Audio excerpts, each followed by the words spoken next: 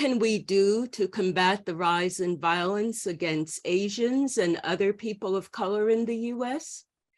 We'll answer this question and more on Talking with Henrietta, coming up next.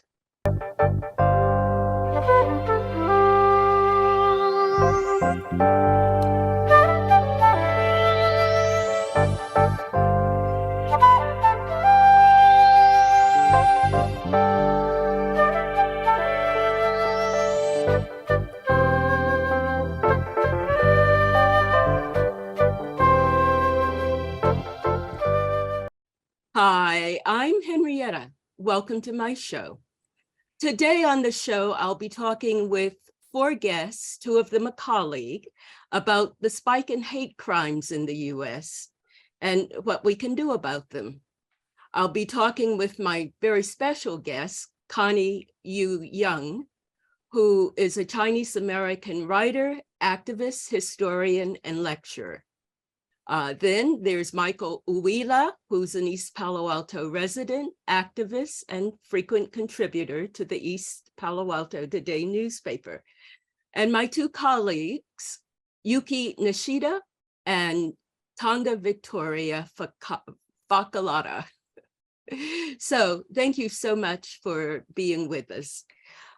Connie, let's start with you and talk about some of your background and some of the activities that you've had around combating anti-Asian hate. Well, first of all, I'll talk about the fact that I've lived with the issue of anti-Asian hate all my life. I guess I'm the oldest person here. I was born in 1941 when the Chinese exclusion law was still in effect, which meant that my grandparents were not allowed to be naturalized citizens. There were the alien land laws. So my parents, well, they were very hopeful when I was born. So, but I've always known that I am here because my father's father came to San Jose at the age of 11, 1 year before the Chinese exclusion law, and therefore got here before the door was shut.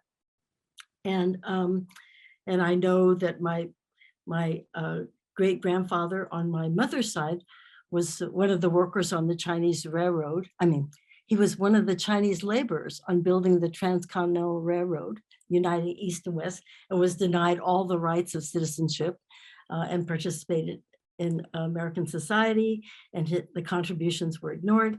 And then his daughter-in-law, that's my mother's mother, was detained on Angel Island for 15.5 months because she was an alien ineligible for citizenship, you know, coming back and forth. She married to a US citizen. And so I've had these stories all my life. So I don't see a spike in anti-Asian hate. I just feel that it's been, now we see contemporary incidents that are recorded and they're shown in the media, and thank goodness for that. And people are, are protesting. People have more clout to agitate against it. But so Connie, are you saying what we see now has been with us from the early history that you just now shared? Absolutely. To the same degree. To the same degree, in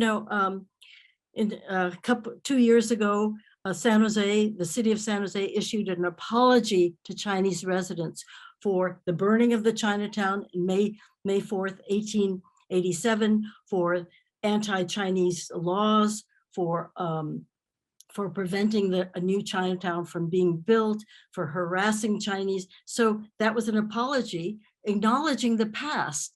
And this came about because of the visibility of the anti-Asian hate, and the fact that we have to acknowledge the roots are very deep. The roots of racism are so deep, and we have to acknowledge the past in order to understand how people have these feelings about people of color being perpetual aliens, people of color being outside of American society. So I saw that resolution as a positive thing, and that this is the kind of thing that we can continue to do as community people to make connections between the past and the present, and to educate people to the fact that that anti-Asian laws, discriminatory ordinances, redlining has existed forever. Okay. Yes. And then in San Francisco's early history, Chinese students couldn't sit beside white students in the classroom. Absolutely. Yes. Now you talked about educating. What kind of a job do you think we are currently doing with that educating that needs to be done? This has been, just when we think we're making some progress with the new administration, we have this incredible setbacks in other states about banning books and, talking about wokeism and the fact that finding out the past is harmful to the learning about racism of the past is harmful to the students today. They'll make them feel bad about themselves. So especially the white students, right? Well, that's what never mind that students of color have always been made to feel bad about themselves, right? Exactly. That they're not quite up to par. Great. So I'd love to hear comments from others, from Mike and Tonga and Yuki. I mean, yes, yes. And I was going to let them comment towards the end of the show or ask questions towards the end of the show, but since you've invited them to make comments and ask questions, certainly if there's anything they'd like to add.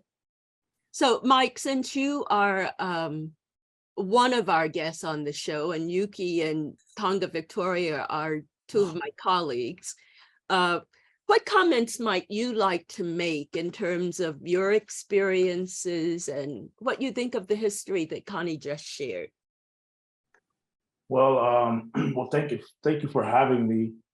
One of the things that I do recall, my parents were immigrants. My mother was from the island of Samoa, my father from the Kingdom of Tonga, and they migrated to the Bay Area in the early 70s. And at that time, the culture was extremely, civil rights was just coming out from the 60s to the 70s.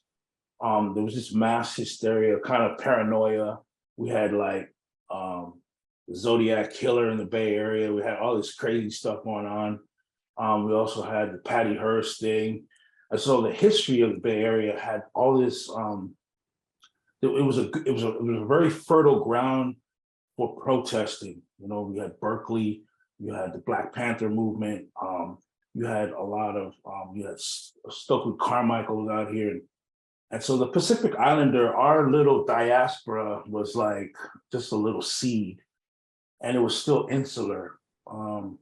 We grew up in San Mateo, and so that area was, there were a lot of people from Hawaii there and Japan. And so we were already starting to be close to one another. And also there was a big African-American community around the King Center in San Mateo. So there was this sort of smorgasbord of, we weren't all one culture, but it was a bunch of cultures all trying to make it work in the county of San Mateo and San Francisco through the 70s and the 80s. And we had to survive by each other, relying on one another.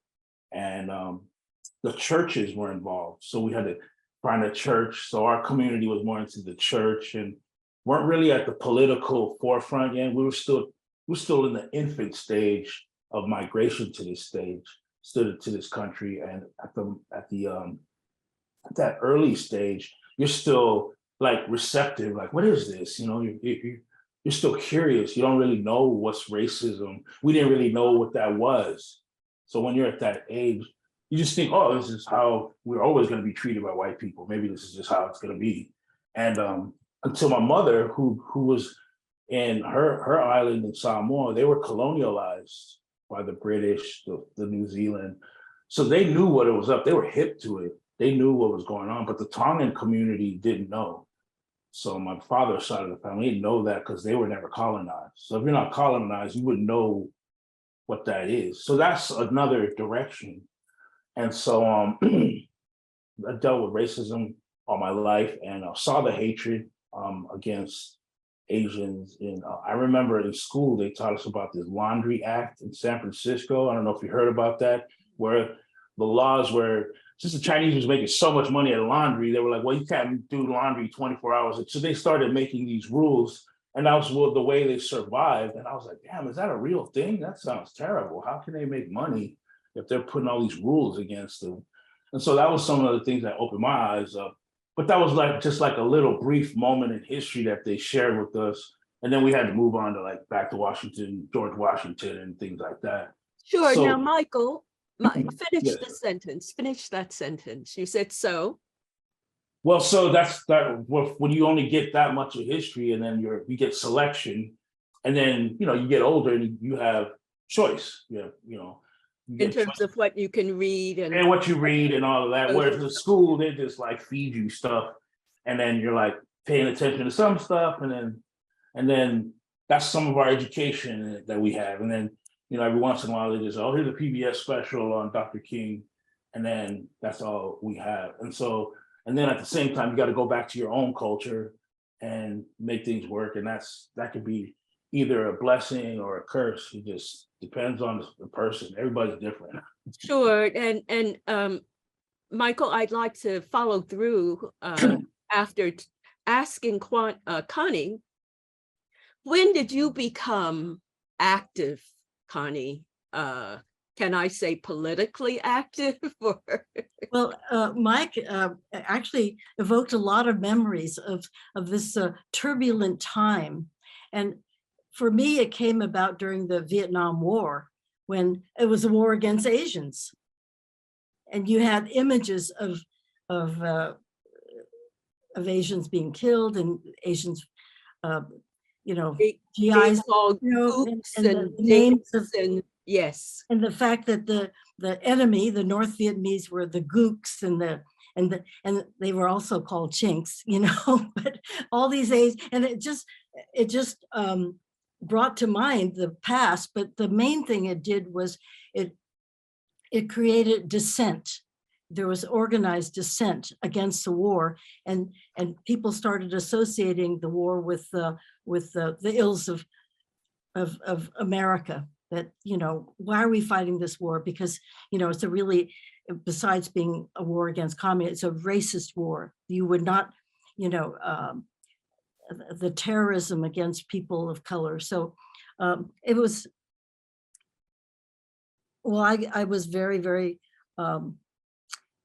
moved, of course, and shaken by the images that you saw on television. We saw that the war was televised. That was amazing Yes, to see, yes. Asian children being beaten. And I mean, they And actually napalmed. I mean, we will always Napalm. remember that photo Exactly. of The this girl young running down the road. girl.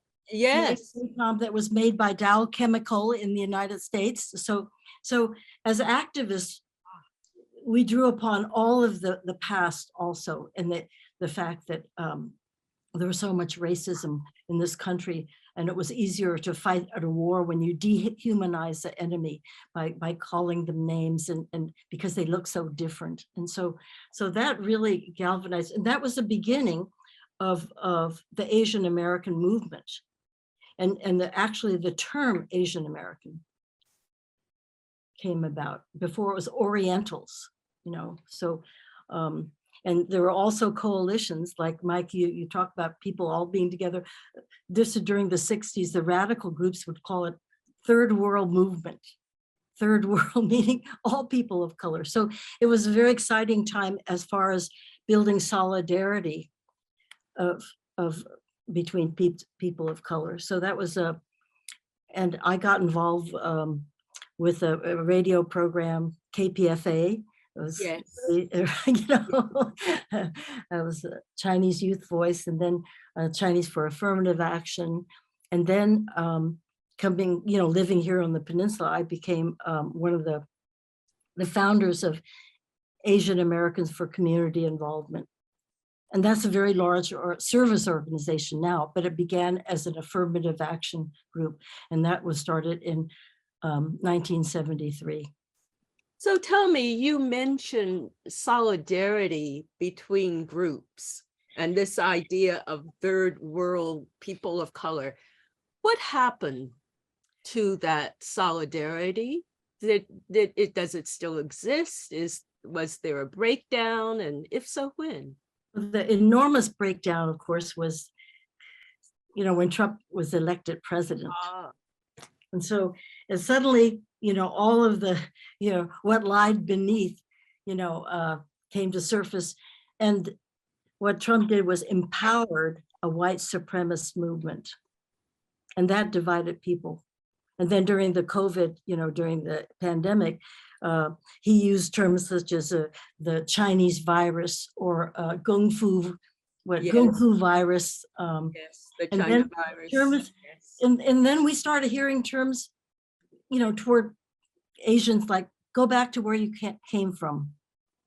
And then the dividing of singling out Asians.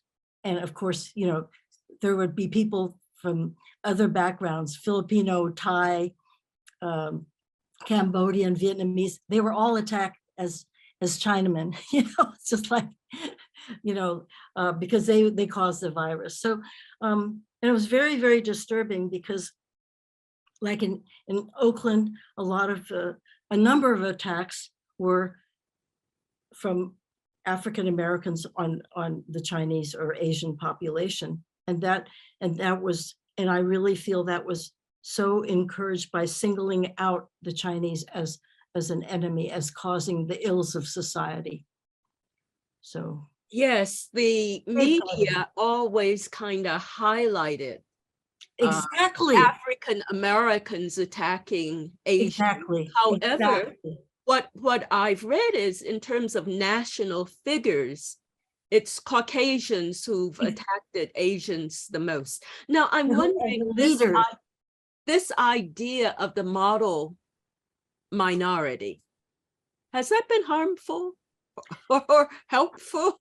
I think it's been harmful because it created jealousy. Like, oh, look at the image. Oh, look at how the Asians are so wealthy and they're taking jobs away from white people, which is pretty funny, actually. So yes, it's been very, very harmful. And also it made it seem as if we're so successful, what do we have to complain about? And that is a complete stereotype, a misconception. When you think about the struggling immigrant groups of Asian background that have come in, refugees from Southeast Asia, when they first came, they were not the model minority. And people will say, well, look at them now, they work so hard and they have their stores and they have this. And again, that is media, it's Fox News, Yes. However, it's not media, and you can tell me whether it is or not in terms of the enrollment of Asian students at Berkeley. I mean, their enrollments have been so high that other Caucasians, for instance, are saying that they're being discriminated against. I think that here you have a cultural divide here. And it is true that Asian parents, for the majority, they value education so much that's part of the upbringing of the children, that from the childhood on, that they're taught that they have to achieve and they have to be better than white people. They have to, because of the discrimination, and they have to help their parents and grandparents. So there's this cultural tradition, and I think that that's had an enormous effect. And that's true. I grew up, my parents were not like that. That's why I guess I'm different. They just said they were very, very, very different. They were very community minded. They just said, you have to be involved with the community. They've gone through so much, and they were very successful, but they just, they always said, do the best you can, you know. But I said they were different. It is true that my friends at Washington High School, their parents were struggling. Some of them worked in the laundry, and they said, look, you've got to study really hard. You know, you have to achieve, you have to get into to UC Berkeley. Certainly that was a big deal. And then later on, I mean, ideally Stanford University. And so anyway, I have no argument. I have no, it's very hard to talk about, you know, whether it's right for people to in affirmative action, because, you know, Chinese have succeeded so much. So why have affirmative action for people of color? So I just, it's a very difficult thing to talk about, but I believe in affirmative action. Sure. Yeah. So, Yuki, Tonga Victoria, Michael, have you all been affected in terms of the stereotype of the model minority?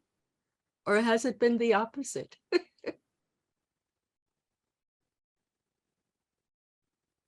I feel like saying, don't everyone answer at once?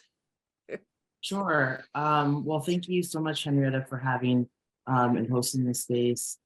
Connie, it's great to meet you, and La'ulu, Mike, it's always a pleasure to be in space with you to hear your thoughts and really just share conversation with you. As far as the model minority goes, no, I have not been a victim of that.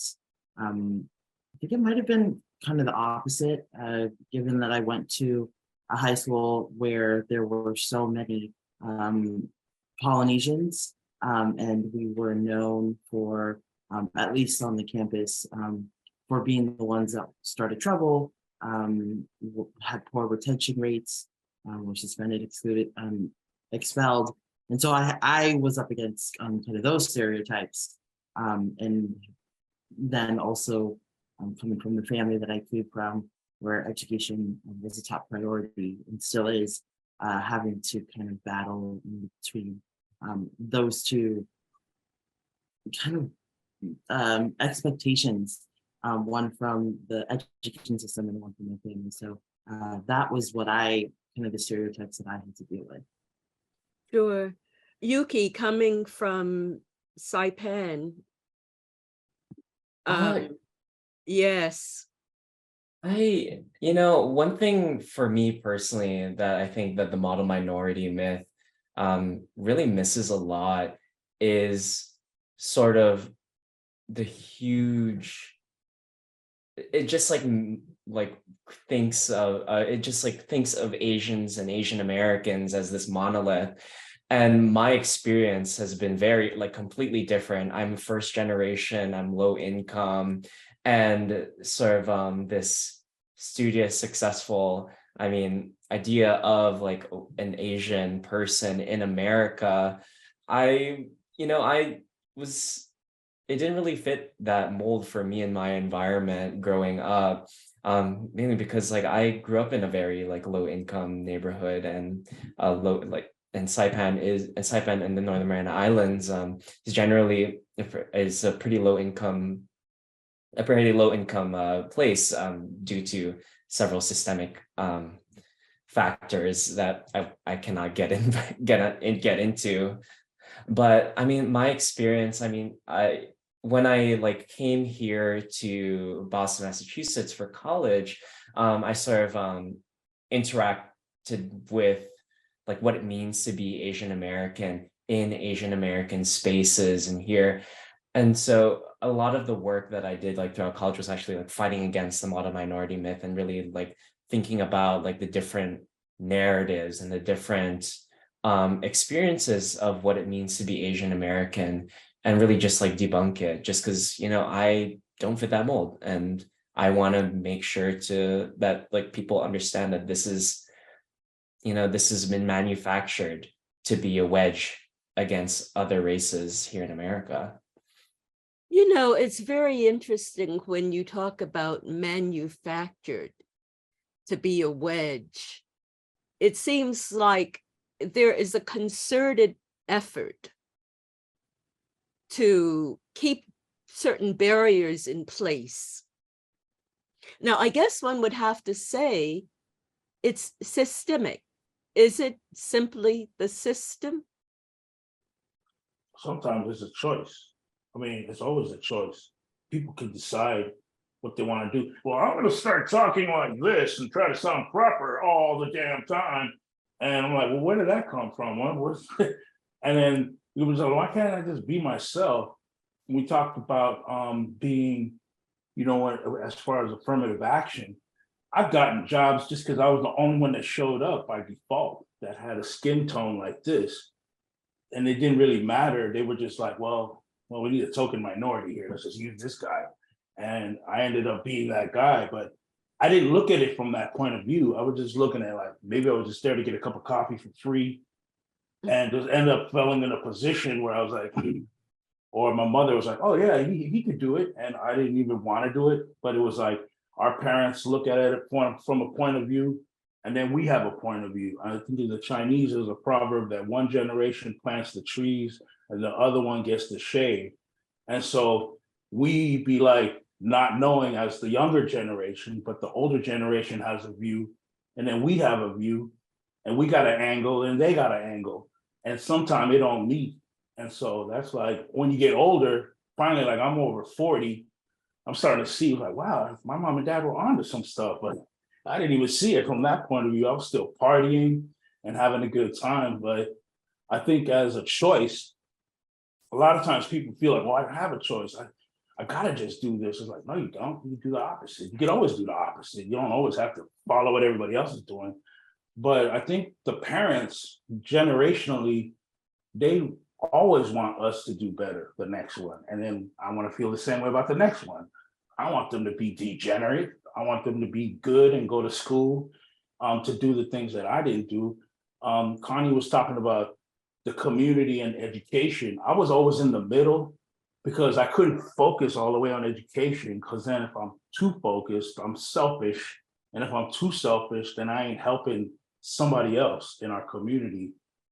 And that could take away. So I was trying to find the balance of like, what's the proper thing to do. And it's a constant struggle. It ain't gonna every day be a black and white simple answer. And that's the struggle that we have with every generation. So Michael just now talked about how the previous generation always wants the younger generation to do better.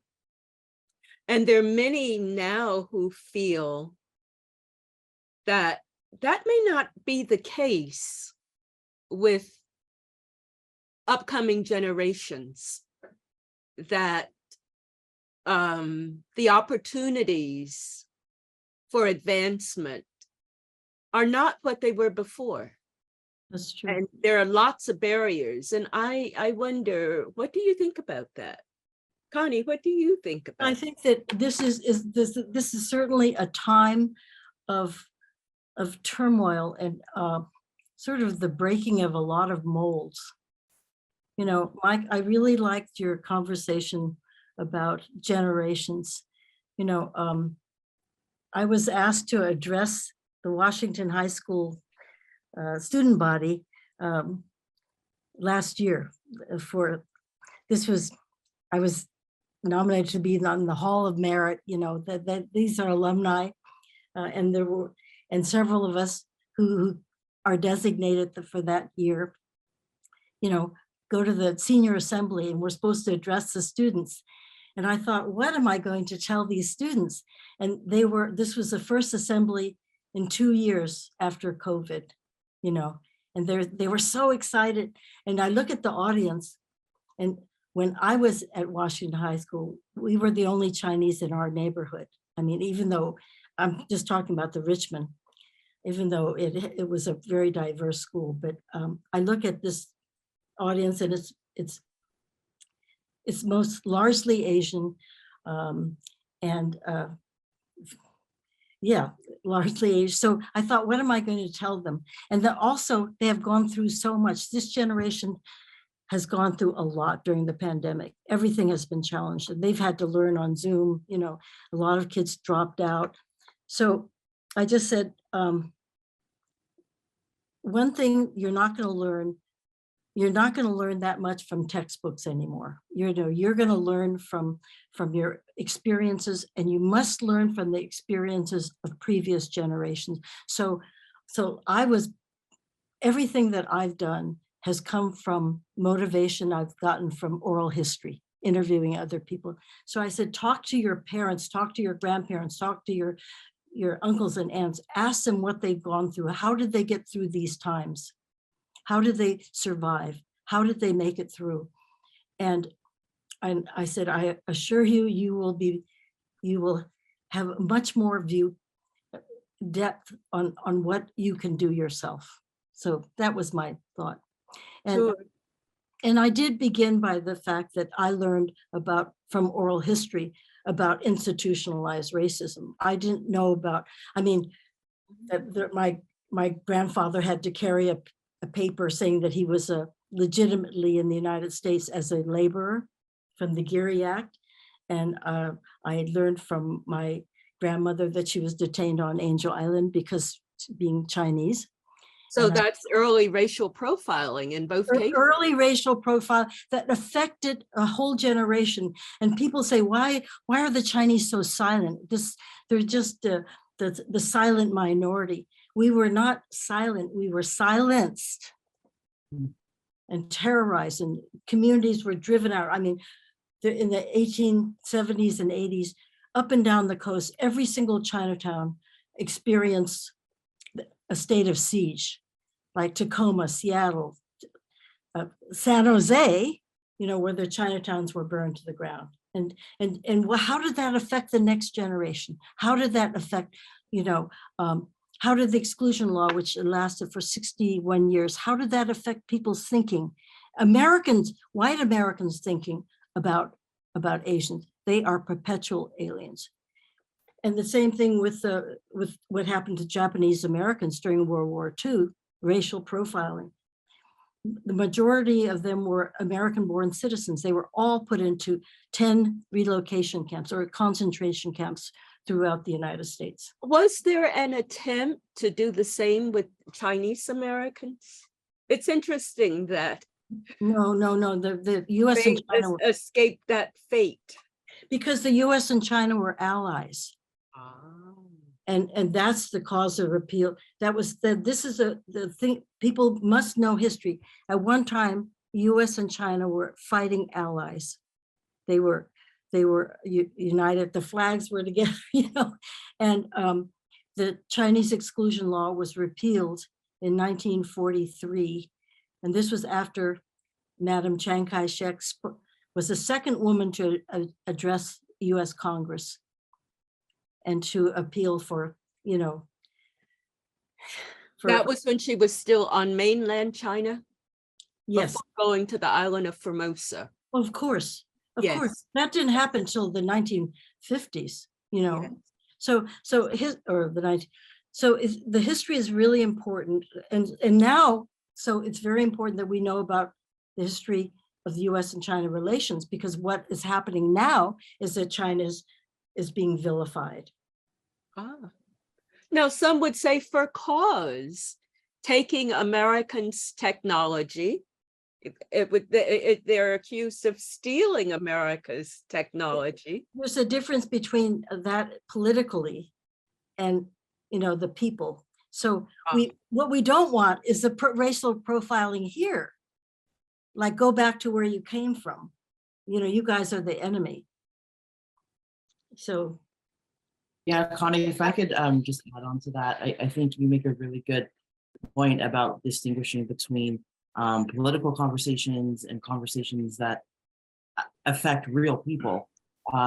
Because I don't think I mentioned this, but I am here in Tonga, the Kingdom of Tonga, in the Pacific region. And a lot of the conversations that are happening here around foreign affairs is to create solutions that are combating some of the foreign matters that regard Chinese and US governance. And we have to be very careful, especially with the Smith-Mundt Act that was just amended in 2013, that is now allowing the State Department to discuss matters of foreign affairs to the domestic public. How do we go about that when there are large communities in America that identify as Chinese, that identify as Asian American? I don't know if our government is ready to have those very honest conversations. If their primary touch point is the diaspora communities, I think there's going to be a lot of healing and a lot of transparency that's going to need to happen in order for solutions and more informed strategies that beyond the U.S. borders. Connie, are you familiar with that law that Tonga Victoria is just talking about? What is it again? Not really, no, yeah. So it's the Smith-Mundt Act, otherwise known as the U.S. Educational Exchange and Information Act. That was passed in 1948 to ban the dissemination of government-sponsored materials to the domestic public for fear of propagandizing the American people. Yes. Yes. Is anything more to be said about that? Well, it's just Still going, yeah. during the in the 70s, Everett Younger, the Attorney General of California, issued a report that went to all the police departments saying, watch out for Chinese triads, because the Chinese have they have associations that are would lead to Tong wars, and it was really so that's the kind of policy, or image that can be implemented into law enforcement. It's really a frightening thing. Sure. Yuki, you were shaking your head a few minutes back when we were talking about parents and younger generations. Did you have any comments then, or comments on anything discussed since that time? Oh, I have well, to address the first point that you were talking about, I felt like in that moment we just kept on traipsing a little around the term, the American dream, which, from my parents' immigration story, which was, and going back to another point where when we were talking about sort of manufactured things, which the American dream is sort of this manufactured idea that a lot of immigrants, not just Asian immigrants, are sort of fed into as when they come to America for these so-called great opportunities. When, until they come here and realize that, the American dream is just not real. It's just non-existent.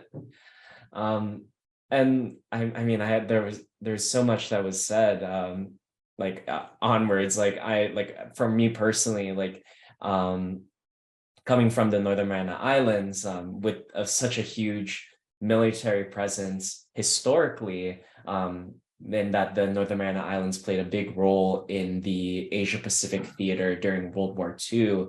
The US military just continues to operate as its main base just because of how close it is in proximity to both North Korea and China. And so, growing up, I remember just thinking about how when North Korea would do a missile test, we had sort of drills in schools. It's sort of what would happen if that if such a thing were to happen, just because the US claimed the Northern Mariana Islands as US soil. And so, to Tonga's point, it's just these are sort of things that affect real people and the lives of so many people in the Pacific region. Sure. Michael, any thoughts? Well, I think part of it is, in my experience now, is how to relate to all the cultures here in the States.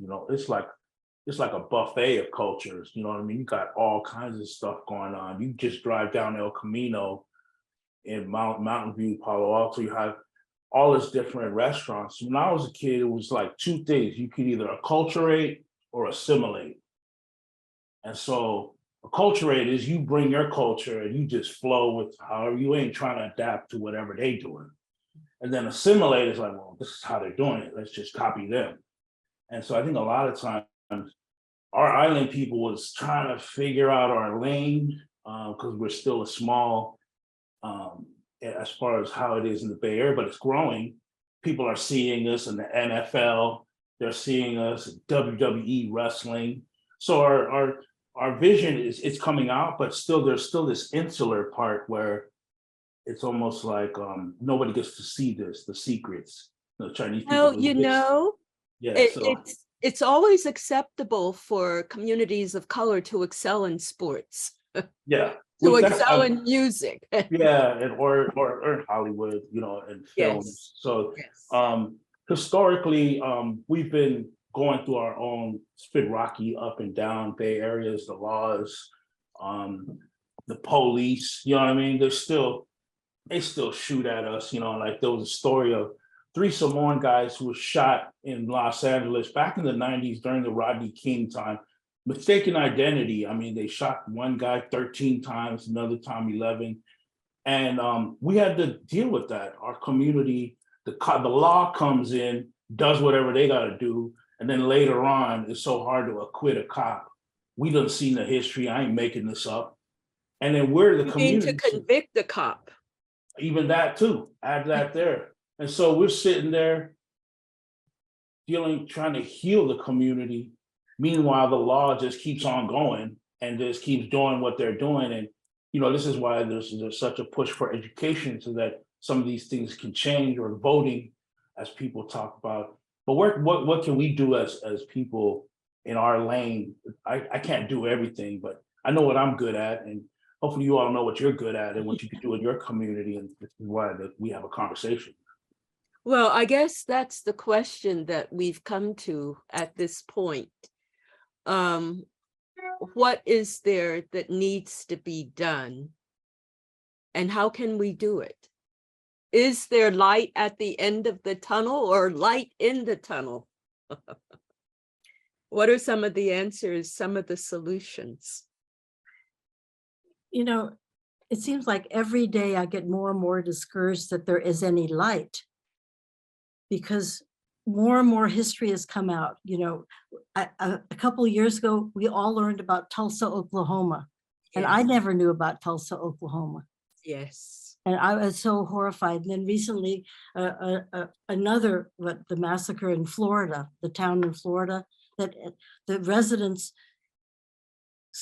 still celebrate the day, you know, that their ancestors had gone through this terrible massacre, the destruction of their community that had been hidden for generations to other people outside the community. And suddenly we learn about that. And I go, it's been there for so long. We didn't know about it. What else are we going to find?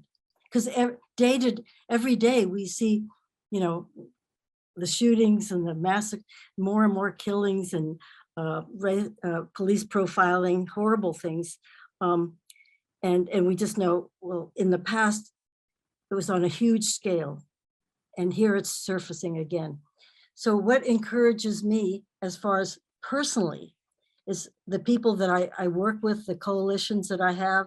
I was thrilled when the group that I was involved with, Chinese for Affirmative Action, a couple of years ago, we just, you know, issued the statements, you know, we stand with Black Lives Matter, and even the Chinese Historical Society issued statements that we stand together. And I was just on a Zoom meeting with the AAPI activist historical oral history group that got a grant from the county, Santa Clara County, to study this history of activism of Asian Americans, you know, AAPI.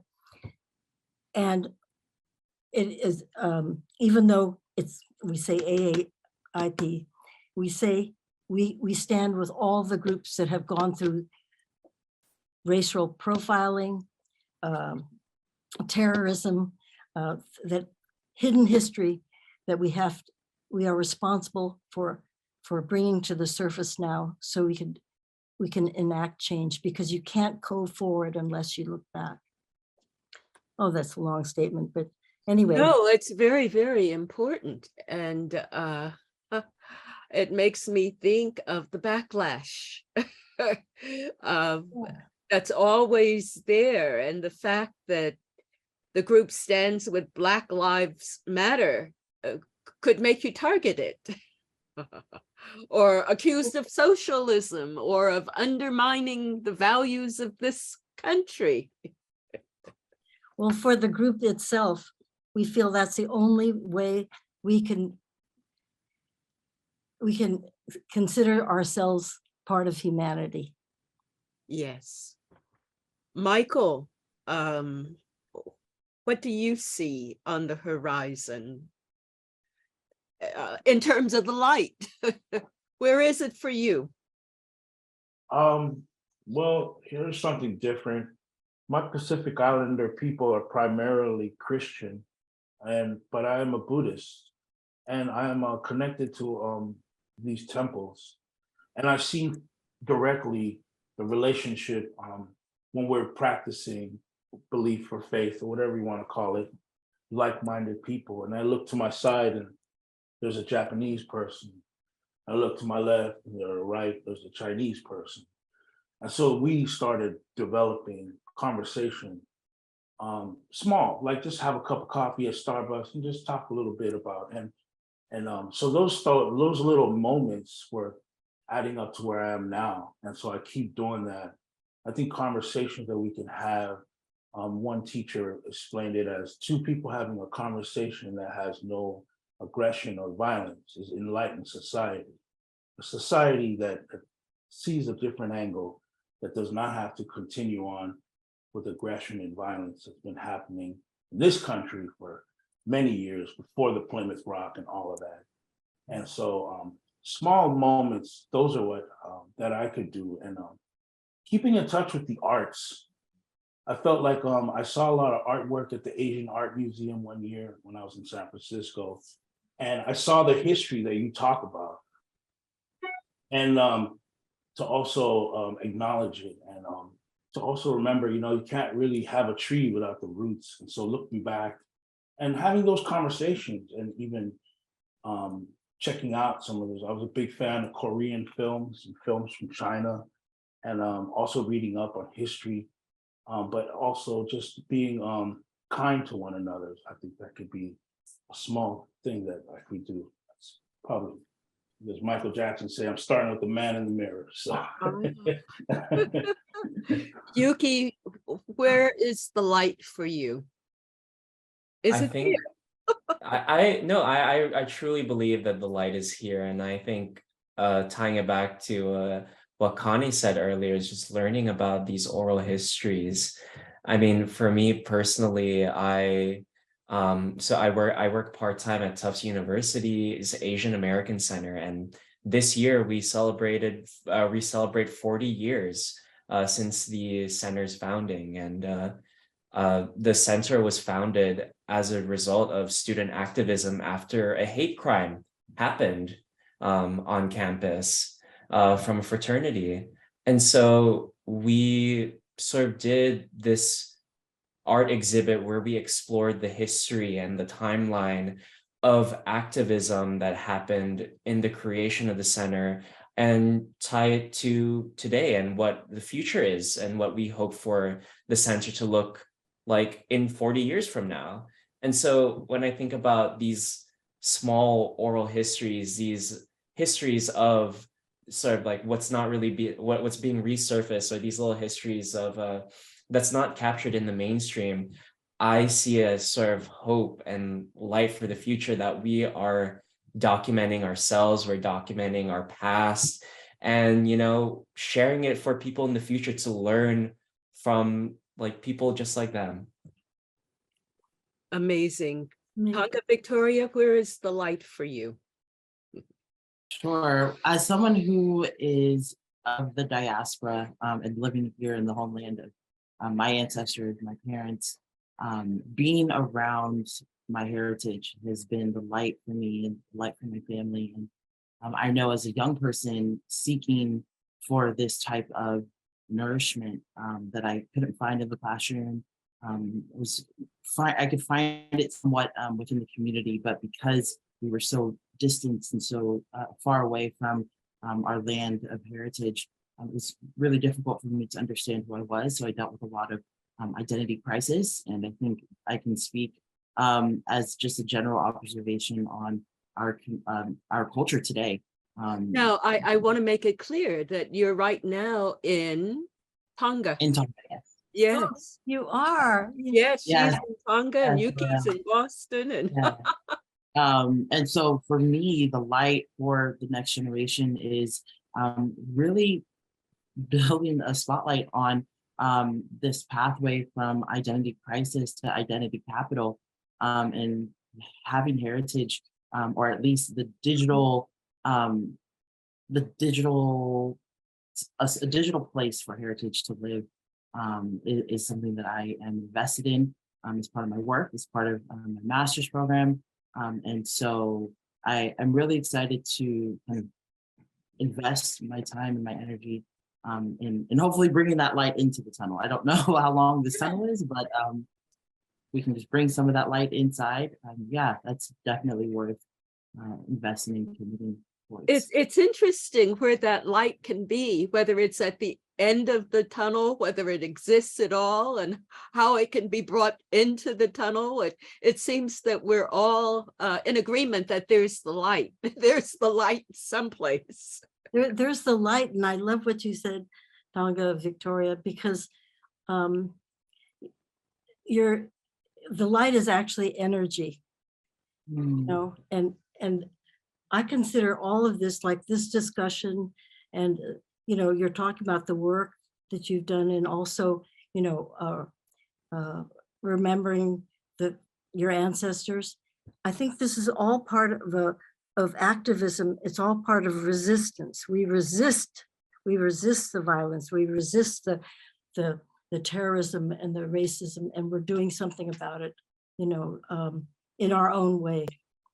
Because, you know, what has inspired me about when I read history is there are incidents of people who just stand up and say this is wrong, who just absolutely just put themselves on the line, and we learn from that. And it's well, my son's named Martin after Martin Luther King, you know, so you know, it's always been that example to me of a great man who had a dream. So we continue that. Sure, it's a dream, I guess, in another way, perhaps. It's an American dream, is it?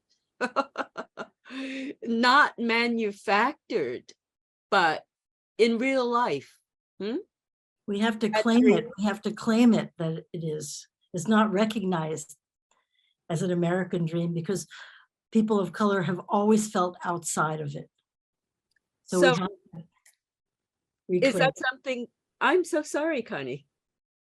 Is that something, Yuki, that you would go along with as a new definition for the American dream?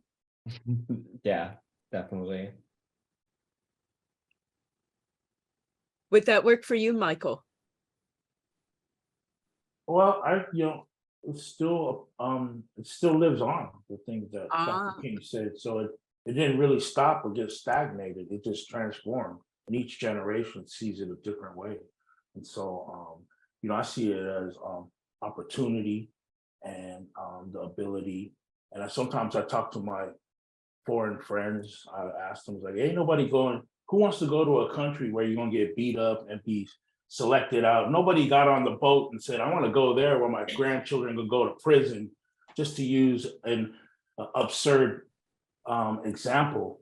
They didn't come here for that. And I asked my parents, like, they came for opportunity. They wanted to get a better life and things like that. And along the way, there was all this. So that was that thing that Dr. King talked about. I see, you know, children of different races and things coming together. Sometimes it's whatever circumstances it's going to happen, but it happens, and I've seen it with my own two eyes. Well, I'd like to thank all of you because I think this is a great way of ending our discussion, talking about the light, how you each see it, and a new definition of the American dream and how we can pass that new definition on from generation to generation and take from previous generations to give to future generations. So I'd like to thank all of you for being here with me. And It's been wonderful your talking to all of thoughts. you. Yes, Connie. I was saying, it's been wonderful talking to all of you and hearing your stories, and I feel strangely empowered. How's that? Yes, so do I. In spite of what was looks like the chaos, Exactly, the exactly. chaotic times. So, Thank so you. thank you all very, very much. It's been a joy to be here to talk with you.